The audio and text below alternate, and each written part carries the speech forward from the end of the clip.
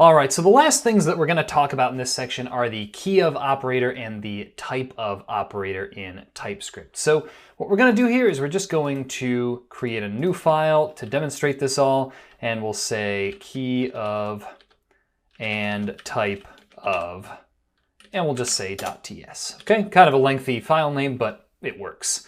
So I guess let's just start with the Typeof operator, because the Typeof operator has a slightly different meaning in TypeScript than it does in JavaScript, right?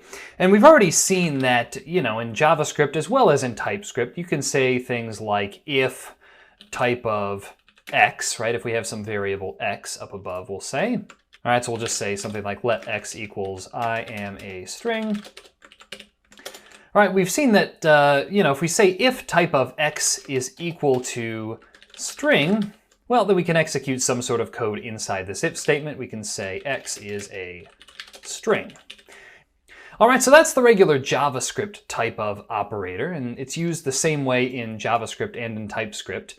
But in TypeScript, the Typeof operator actually takes things a step further when we're defining type definitions. So if we want to create a new type, right? If we want to say type something, and we either don't know or don't want to look up the thing that we're trying to assign to this, what we can actually do is we can say equals, and then we can just use the Typeof operator to get the type of some variable, right? So let's say that we wanted to define a custom type that just represented the type of some object, right? All right, so if we were to say something like let person equals, and we've already defined this variable person, so let's just say person2. Oops, nope, it looks like we need to do person3 actually. All right, and then we give person3 just a few properties. So we could say name, Sean. We could say age, 1, 2, 3. We could say hair color, brown. Well, in this case, rephrase. Well, in this case, if we wanted to define a custom type that mimicked this object that we just defined, right, such as having a name string, age number, and hair color string, well, what we could do is we could just say type something equals type of person3, and this will actually create a named type based off of an existing hard-coded object in our program. So if you hover over something, you can see that it says type something, and it's automatically got the properties and their corresponding types from the object person3. Okay, and we can do this with pretty much any other type of variable as well. We could just say let x equals 5, and we could say type of x, and then we could say equals type of x, and we can see that type of x is basically equivalent to the number type here. So anyway, that's what the Typeof operator allows us to do in TypeScript, which is a little bit different from what it allows us to do in regular JavaScript. And just keep in mind that you can use both of these in a TypeScript program, right? So you can use the Typeof operator when you're defining new types, and you can use the Typeof operator when you're actually checking the types of different variables at runtime. So anyway, that's how the Typeof operator works in TypeScript. So let's talk about the Keyof operator. The Keyof operator is a little bit different because basically what it does is it gives us a union type representing only the possible values that a given object has as keys. All right, so let me just show you what this looks like, because that hopefully will make a little bit more sense.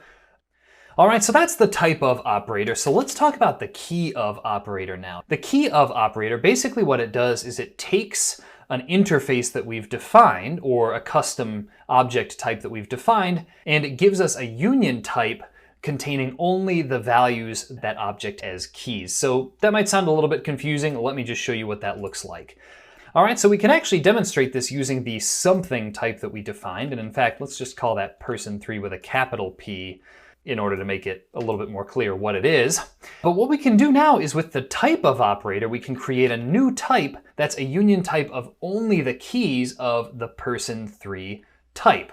So what we're going to do is we're going to say person3 key equals, and then we're going to say key of person3, and make sure you use a capital P there because we're referring to the type, not the object here. And now if we hover over this person3 key type, we can see that this is a union type of literals, name, age, and hair color, right? Now, you might wonder why this would be useful. Well, let's say that we want to create a function whose purpose is to get a value from an object, right? We're going to say something like function get property from person3. All right, and what this is going to do is it's going to take a person3 object as an argument. So we'll say person3, and it's also going to take the key that we want to get the value for. All right, so normally what you might do is just say key and make that a string.